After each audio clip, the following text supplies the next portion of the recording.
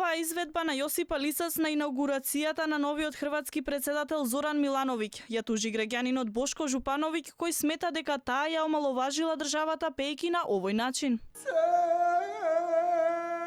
Жупановиќ, кој е правник по професија, се повикал на член 349 од Кривичниот законник, кој се однесува на повреда на угледот на Република Хрватска. Според него Лисац навредливо артикулирала и користела тоналитети со што ја исмевала Хрватска. Какво било уметничко пенетрирање на структурата на химната е недозволиво. Начинот на кој тоа го правеше осомничената апсолутно е навредувачки и омаловажувачки, па според тоа постои сомневање дека сторила кривично дело.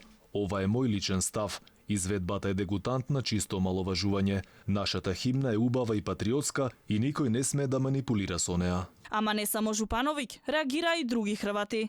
Bolje da nije nikako.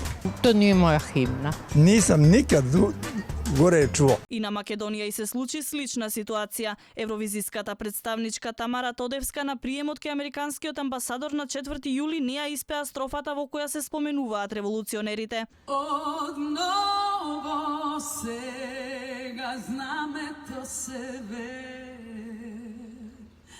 на Крушевската република. Старо, младо, машко и женско. Таа не доби тужба, ама го навлече гневот на македонците, иако потоа се извинуваше и оправдуваше дека ненамерно ја заборавила строфата. Во член 2 од Законот за химната е загарантиран целиот текст од првата до последната строфа, а за прекршување на оваа законска одредба е предвидена кривична одговорност.